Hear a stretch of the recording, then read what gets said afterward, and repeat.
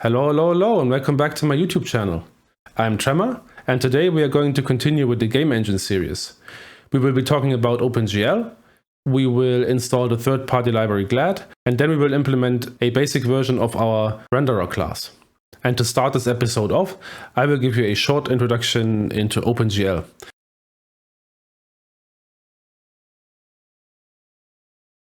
So OpenGL is an industry standard low-level graphics API, and it provides you with a set of functions and commands to implement 2D and 3D graphics applications. The first release of OpenGL was in 1992, and since then it has undergone major changes, and the current version is 4.6.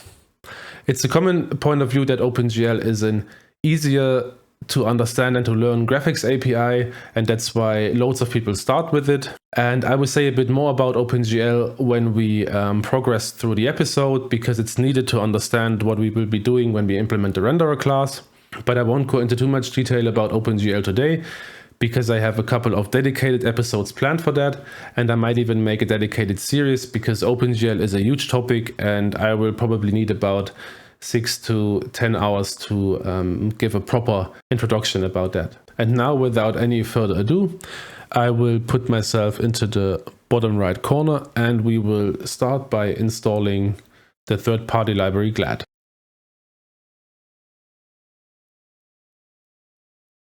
So you might have asked yourself, how do we access OpenGL?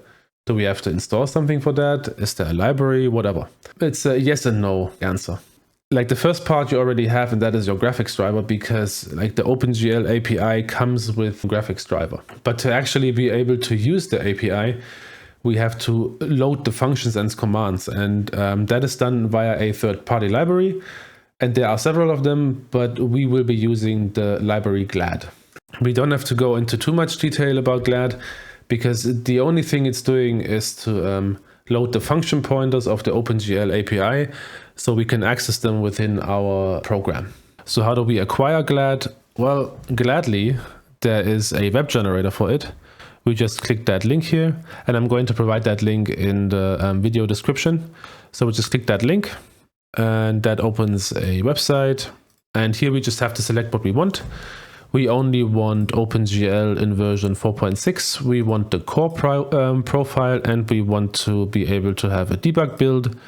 So just click that, and then we just click on generate, and that provides us with some files. We download the zip file, and then we just extract that into a folder. And now to finish the installation, we have to make the files available in Visual Studio in our project. So we go on the project and do a right click, properties, and we go on C++ and general, and we add vendor GLAD and include to the include directories, and that should be it for that. Now we can check that here. Include GLAD, and then there should be gl.h. Okay, that works already, but we have to include the files in our project as well. So we just navigate to them, and then not glfw. We have to do a refresh before that. So we just go on GLAD and we say include in project, and that should include all the files. And if we compile now, that should work. No, it doesn't. Oh yeah, that's very important. We have to include GLAD before glfw, because glfw is trying to include the GLAD headers again, and we don't want that, so we have to include GLAD before we include glfw. So if we build now, this should work. And it still doesn't. He doesn't find the definitions for glfw in it anymore. What happened there? For some reason the files, the glfw files are not included in the project anymore. Well, then we just include them again. I don't know why that happened, but let's try now. And it's compiling glfw now. Let's see if it finishes without errors now. Yes, it did. That concludes the installation of GLAD already. But there's one thing that I don't want to forget again, and that is adding the license file for GLAD to the directory structure, so we don't get into copyright issues. We're just going to open a browser and search for GitHub and GLAD. That brings us there. We open the license file here and copy the contents. Now I go into the directory structure again, into vendor GLAD, and I make a new file here, a new text document. I call that license.txt, and we can edit that in Visual Studio. Just pull that into Visual Studio, and then we just paste the contents we copied earlier, save it, and then we can refresh the directory structure. So yeah, we got the license now, and that's good.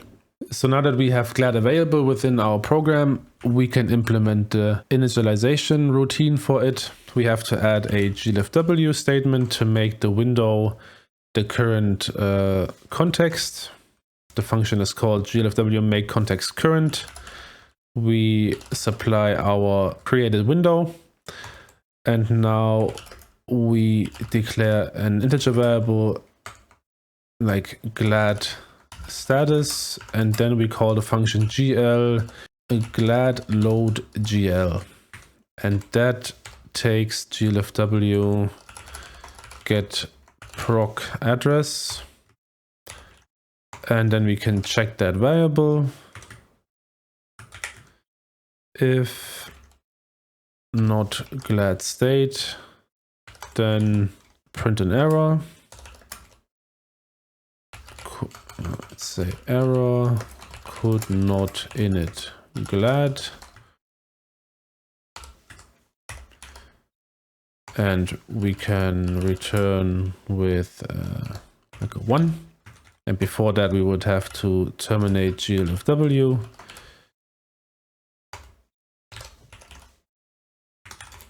And we can also glfw destroy window, and we give it that. But that is only necessary if we fail to initialize GLAD successfully. So now we can test that. Let's put a breakpoint here. Let's see if it compiles. Yeah, it does. So now we can just over that, and we see that GLAD state is like 40,006, whatever that means. It's just important that it's not 0. So that should be skipped now. We have successfully initialized GLAD. There's only one thing to do here to make this a bit more readable and not clutter the main function so much. We will make a separate function and call that init glfw and glad. That's all just temporary anyway, because that will be moved into a window class or into a like OpenGL context class in the future. But for now we keep that here, and this function will not be void. It will return a glfw window pointer actually. Now we just take all of that and copy that in here. If this fails, it will return a null pointer. If this fails, it will return a null pointer as well. And now we will move all of that here, and we just call that function glfw window. We get that this pointer from that function. Now we compile that, see if it works. It should. We put a breakpoint here, start the debugger, step into the process. Let's see, successful. We created the window, set the current context. Now we init glad, and that seemed to have worked as well. But we don't return anything from this function, so we have to return glfw window here. And now we just skip the call And we see that the window came up, and we also have a pointer that is not null, so it seems to have worked. There are also no error messages. We can add a success message for GLFW2, for GLAD2. Run that again. And now we should have 2 messages in the terminal after that. And that's the case. So yeah, we put that into its own function and it seems to work correctly. So next up is the implementation of our renderer class. And this will also be the biggest part of this episode. This will take the most time. So I'd say let's get to it.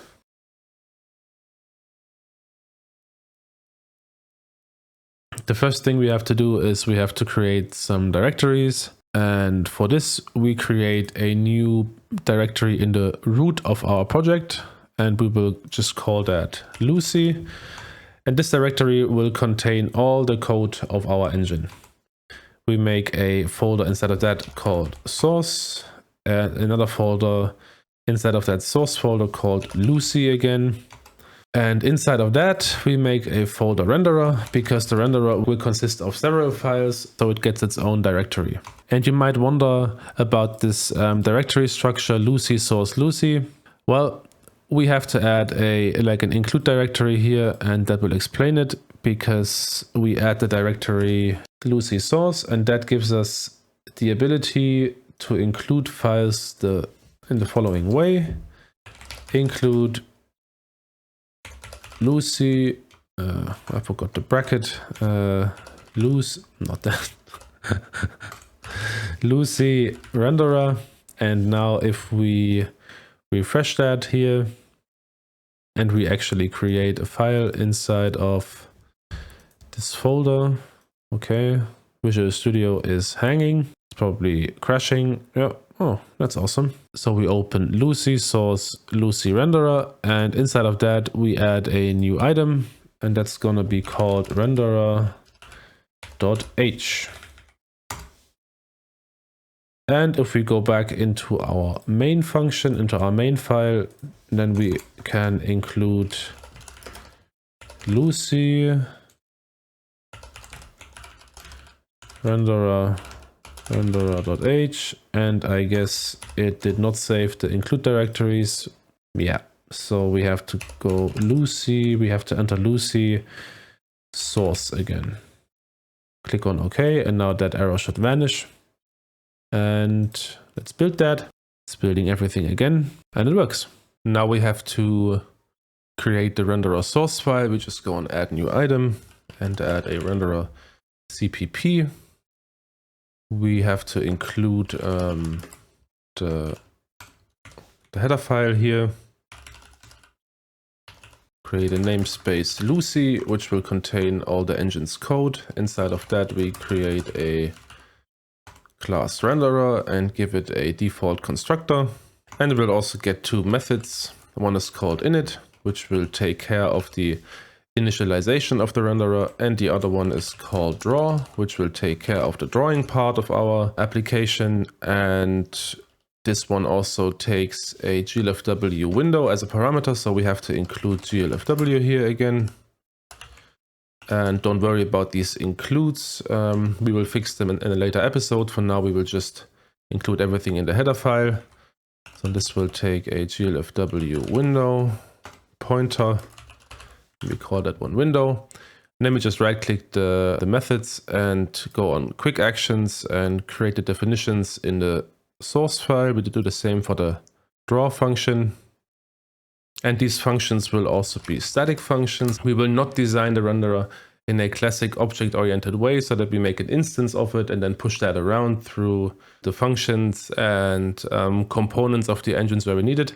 But instead we will make a complete static class, in terms of that every function inside of the class will be static. And we will also make a static struct, which will hold the renderer configuration data. And that goes alongside OpenGL, because OpenGL does not know the concept of object orientation. It's, well, people call it a state machine, but I find that term rather confusing, because a state machine for me means that it's a finite automaton with a couple of states that can be set, and depending on the state where it's in, it behaves differently. But OpenGL is a collection of variables, values, and configuration entries, which in their entirety comprise a state, which needs to be valid for OpenGL to be able to draw the geometry that we provide on the screen. So we set some values, we push data onto the GPU, and then we draw. And that's why people sometimes call it a state machine, but it's not a state machine in terms of a finite automat like a vending machine or like a train ticket machine, but it's a collection of variables which in their entirety comprise a state. And that makes it kind of pointless to have an instanced renderer, which we will have to push around, but instead we will just make static functions, and then we just include the renderer header file in like the classes where we need it, so we can just use the functionality there via the class name. So I made these two methods static already, and now we will implement the struct.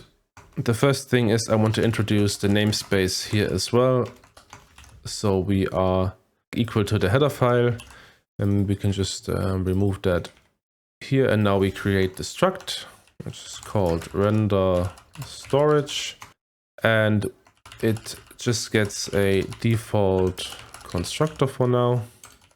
And now we will create a static instance of the render storage struct, and we will prefix that with an s underscore so we know it's a static variable. What's the problem here? Ah, yeah. And now to get some progress, so that we can actually see that something is happening here, we will give the window a background color. First, we have to include GLAD here. We will do this before GLFW. And as I already said, I will fix the includes in one of the future episodes. This is just like temporary. And now we can set the draw color, the clear color inside of the draw function. That's just 0 to F. We set it to a dark gray. And we give an alpha value of 1. So that's like R, G, B, and then the alpha. Now we tell OpenGL to clear the color buffer with that color we just provided. And you can see here, as I said before, we are setting this value, and now we can tell OpenGL that it should clear the color buffer with the color we provided. And now we just have to tell GLFW to swap the buffers. This is needed because usually a window is implemented with a double buffer system. We like draw on the back buffer, and when we are done drawing, we are telling GLFW that it should swap the buffers of this window. So the back buffer is swapped with the front buffer, and we will see the output on the screen. If this wouldn't be done like this, like if it would be implemented otherwise with only one buffer, you would see a constant flickering because the pixels are rendered from the top left of your screen to the bottom right of your screen, and they don't appear like all at once. They are rendered one by one. So you would see a constant flicker from the top left to the bottom right. And that's why you are using a double buffer window, because you can just like render to the back buffer, and when you're done, you swap both buffers, and then you can see the output on the screen. And this function needs the GLFW window on which it is supposed to swap the buffers. And if I am not mistaken, that should compile. It did. Now we just have to call the draw function inside of our main function. I can remove that for now. And we just say Lucy, renderer, and draw, and GLF W window.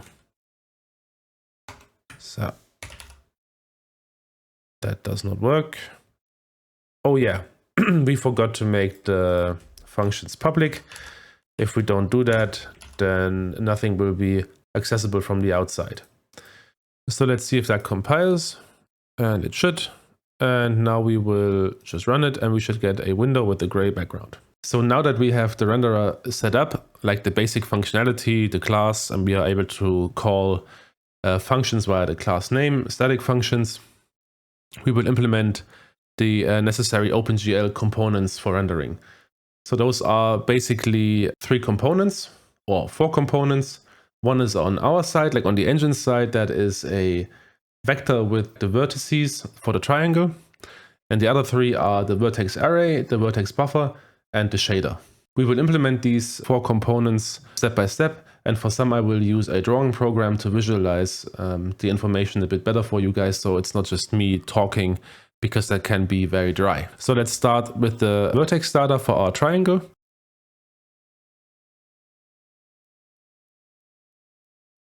We will implement a C++ vector made out of float values. For that we have to include the library file for C++ vector. Now we just define that one here. It will be made out of float values and it will be called vertices underscore. All struct member variables or class member variables will get a underscore at the end so that we can tell them apart from function parameters or local variables. So let me quickly define the 3 corners of our triangle here in 2D space. So we have 2 components per vertex here. The first value is x, the second value is y. And those are the 3 vertices now for our 3 corners of the triangle. So a vertex in OpenGL is a set of attributes. We are only providing the position here in 2D space. Each vertex has 2 components. It's x and y. But we can actually supply whatever we want because that's the data that goes to the graphics card. So we can also supply color information. We can supply normals, texture coordinates, whatever you want to supply to the graphics card to then process in a shader. We are only defining the position here because we don't need anything else for this episode. And the position is defined in NDC, normalized device coordinates. And for that, I'm going to switch to a drawing program because this needs a bit of an explanation.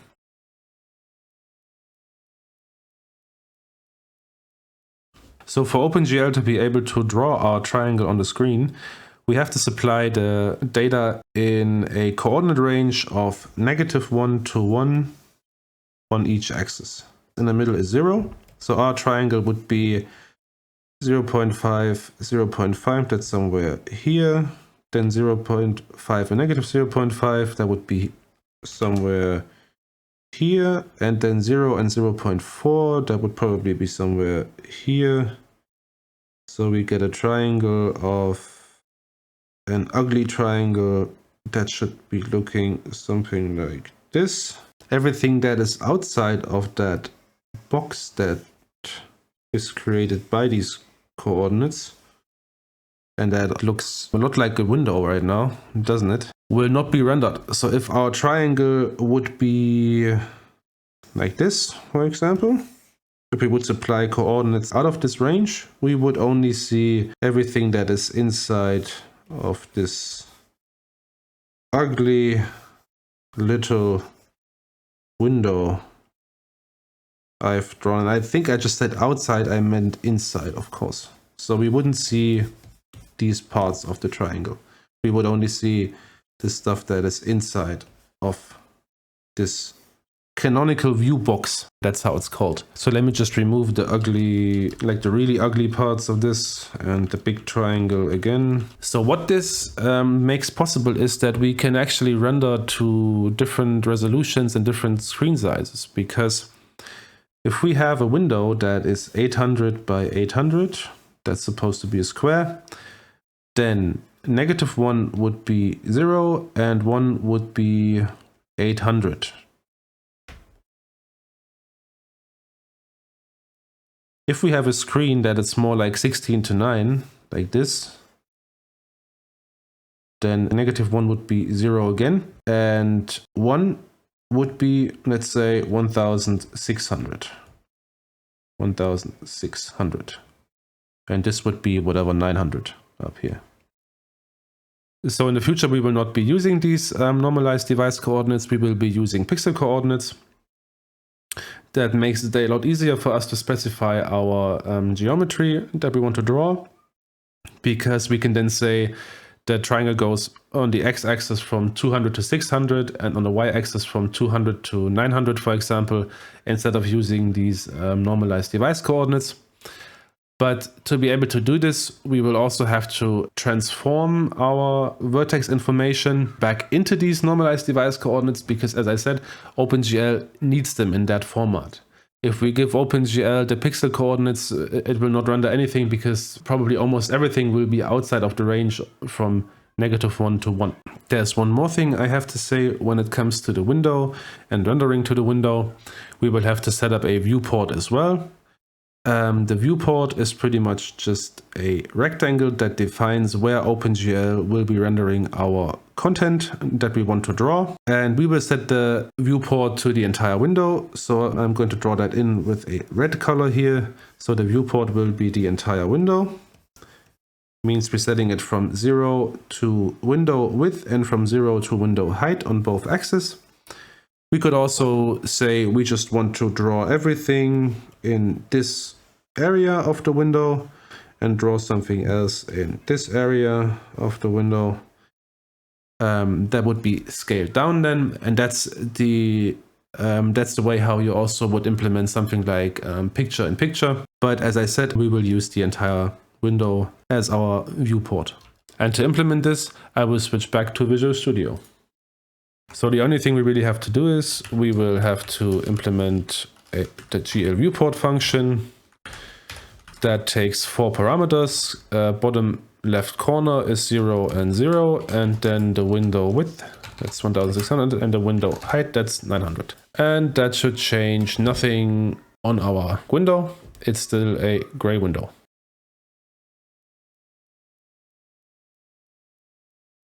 So next up is the Vertex Array. For the engine, the Vertex Array really is just an unsigned integer. Just call it Vertex Array. Initialize that with 0. And for OpenGL, the Vertex Array is a container which stores Vertex Buffer configurations, Vertex Attribute configurations, and also the bindings of those. By using the Vertex Array, we can set up a configuration once, and it's going to be saved inside of that Vertex Array. And as soon as we bind the Vertex Array again, the entire configuration will be loaded, so we can use this one block in OpenGL again without doing the entire configuration, which we will do in a minute, so you see what I'm talking about. But for now, the Vertex Array is a unsigned integer, and we are going to set that up inside of the init function.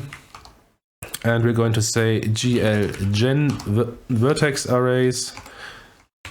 First parameter is how many vertex arrays. We only have one, and then we just say s render storage dot vertex array, and that needs an address. And after that is done, OpenGL will have generated a vertex array, and in the main function we will just call our init function now too. So Lucy renderer and init, and if we put a breakpoint and start a debugger, we will see that the vertex array is 0 now, and when we step over, it's 1. So this command generates the vertex array on OpenGL side for us and returns the identifier of that vertex array.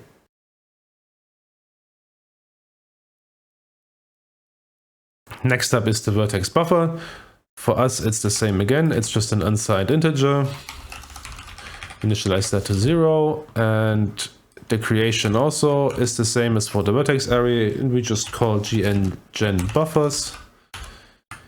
It's how many buffers, and then that unsigned integer again.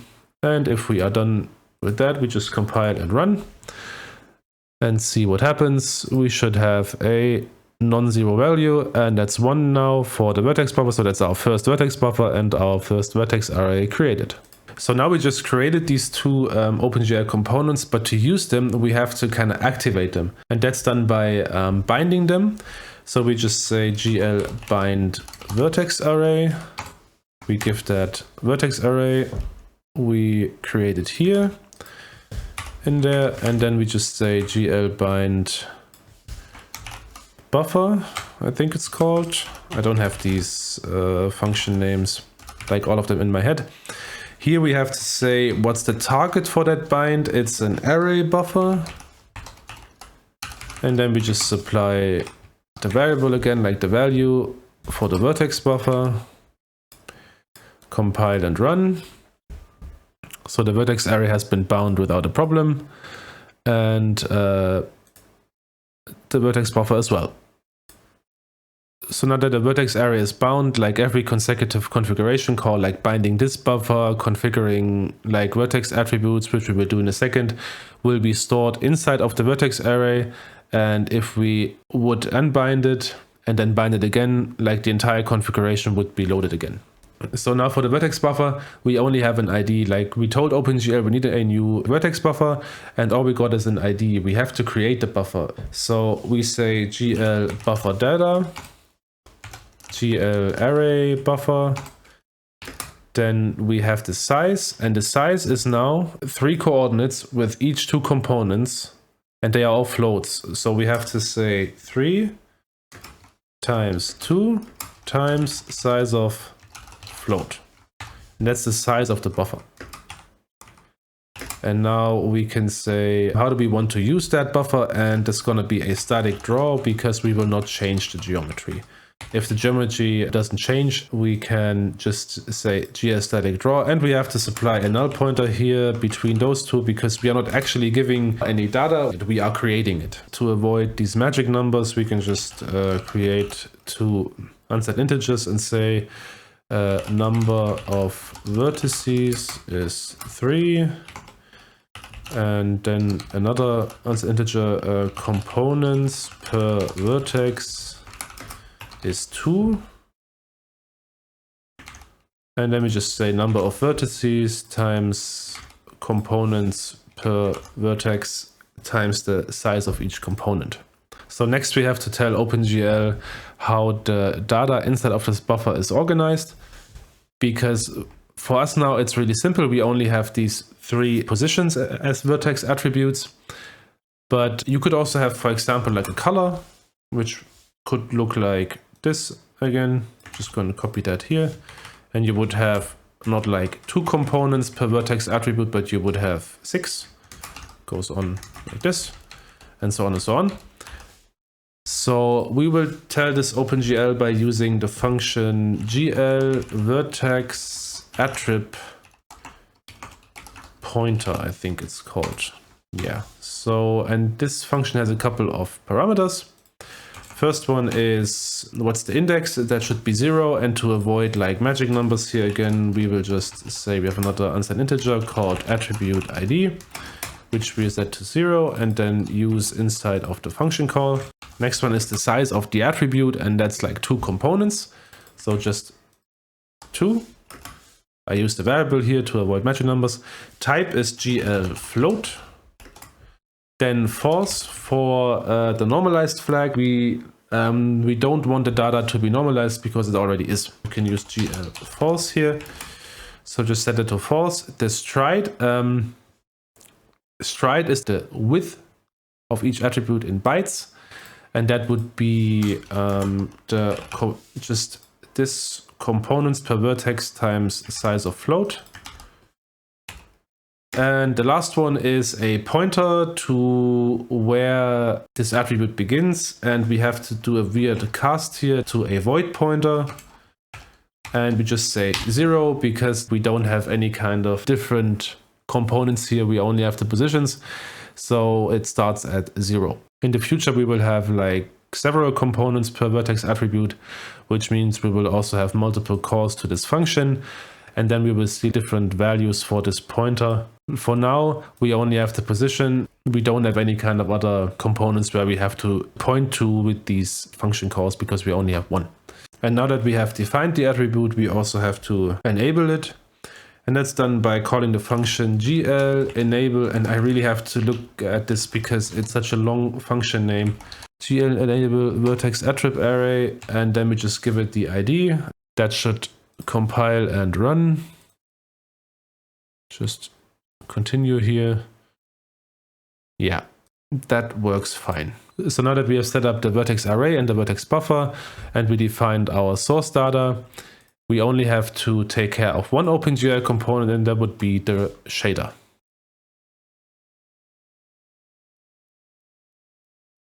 So a shader is a way for us to influence or like manipulate the OpenGL rendering process. And by the way, that process is called the OpenGL rendering pipeline. I have a small picture here which shows the pipeline from learnopengl.com, a very good webpage. We will talk about almost everything that they are talking about as well. And you have several stages here. That's the vertex shader, shape assembly, geometry shader, test and blending, fragment shader, and rasterization. And as you probably already figured out, the blue boxes are the ones we can like step into and provide our own code. And that is done via a shader. So how does a shader look? Well, let's get back to Visual Studio. And I have a file here where I have the source code. That's the code for the vertex shader, that's the code for the fragment shader, and as you can already see, that looks a lot like C and C++. The syntax is very similar, if not the same, and we have to somehow supply this code now to the graphics card. And that's where these variables I have defined here come into play. I am going to copy them into the init function. So we have them here as const char pointers. That's vertex. That's fragment. I don't like comments in capital letters only. Vertex and fragment. The first thing we have to do here is we need another identifier, another unsigned integer. We will call that shader underscore. Give that a 0 as well as the starting value. And now we can just send that code to the graphics card. We need another unsigned int here. We will call vertex shader. And the function is called gl create shader. And we tell it which shader to create, a vertex shader. After that, we supply the source code to the graphics card to compile that. We give that the ID. We give it a, that's how many shaders, that's just one. And now the source code. We need the address of that pointer. And the last one is a null pointer. I'm not even sure what that parameter is for. I can look that up. Now we say gl compile shader. Now there is a small routine to check for errors here. We define a success variable. We define a char array. Call that info log. And then there is a function called gl get shader iv. We give that the ID. We give the parameter name, like the info we want to have. That's gl compile status. And the receiving variable is our success variable. Nicht statue, but status. And now we just ask if not success, then display as an error message. We can get the info log for the shader from OpenGL as well. Just need the ID of the shader again, then the size of the buffer that we are using to receive the message here. Next one is a null pointer, no length, and then the variable is called info log. That's the array from above in this line here. And now we just have a print to the console, and we say something like error shader vertex compilation failed. We don't want to count, we want to see out. Put a new line at the end, and then we just display info log and an end line. We need to include IO stream here as well. And now that should work. Let's compile and debug to that spot. And then we just, and it was successful. And if we would put a, whatever, let's just say this, then we should get a compilation error. Undefined variable vec4c. And now we are going to do exactly the same thing for the fragment shader. Means we just copy all of that code here and change the variable names. That will be a fragment shader, that's GL fragment shader. That is this, and this. Now we have to exchange this variable here. These cannot be redefined, so we don't actually have to name them here again, and that should be it already. Let's put fragment here too, and compilation failed. That looks good. Let's put that here, and we are defining the code. We are getting the ID, which should be a 2 now. The vertex shader should be 1. Yeah. We are supplying the code. We compile that. We get the info log, and there was no error. So the last step to actually finish the shader setup is to create the shader, because we want to combine them into one shader program, meaning we take that shader variable from our struct and give it a value from GL create program. Before we called GL create shader. Now we call create program. We have to attach both of the shaders that we created before, the vertex and fragment shader, to this program. That's done by GL attach shader. First parameter is the shader program. That would be that one here. And the second one is the vertex shader, and then in a second function called the fragment shader. Just copy that line and replace vertex with the fragment shader. And now we link the program. That's again our main shader here. Now we just copy that here again to see if the linkage was successful. We replace that with the shader program. We want the link status this time. And you write that back into success again. Reset success here. And now we just copy that again and say, if not success, then we need the shader program here. The rest stays the same. And then we can just say linkage failed. And after that is done, we can delete both sub shaders from the graphics card because we don't need them anymore. That's delete shader. That's the fragment shader. And where is he? Where is it? The vertex shader. Alrighty. Let's compile and run this. Put the breakpoint here.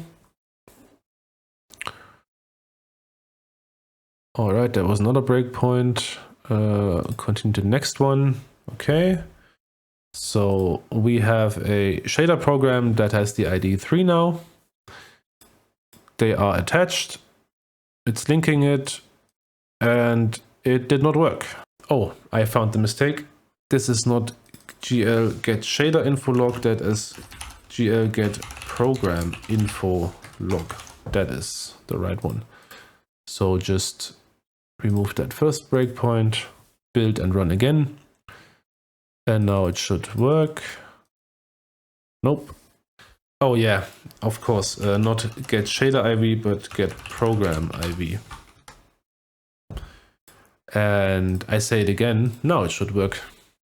Success is 1, and all has been defined, compiled, and linked, and now we have a working shader. So now that we have set up the shaders, let me say some words about what the vertex and fragment shader actually are doing.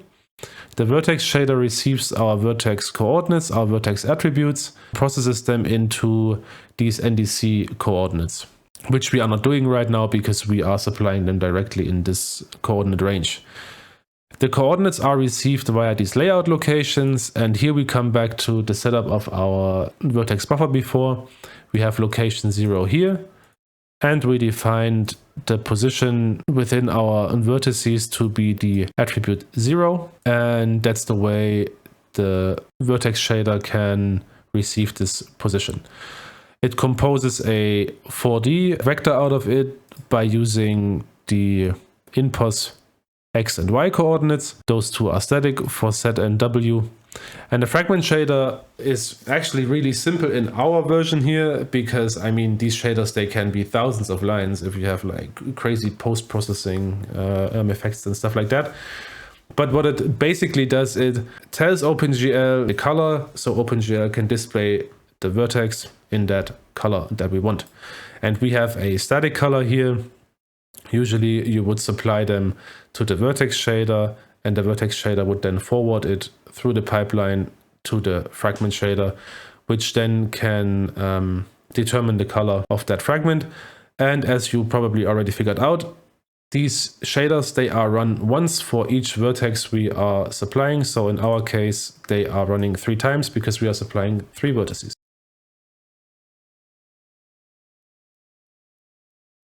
Now we are almost at the end of this episode. The only thing we have to do is to get this triangle actually on the screen. For that, we are going into our draw function, and we are going to implement 3 more lines, which would be, first line is GL use program. Here we supply the shader program we just created. The next line would be to actually submit the data to the Vertex Buffer. We only defined and created the Vertex Buffer. Now we have to supply the data, and that would be the function GL buffer data again. The target is an array buffer. It's still bound. Remember, we bind it. We can just issue this function call.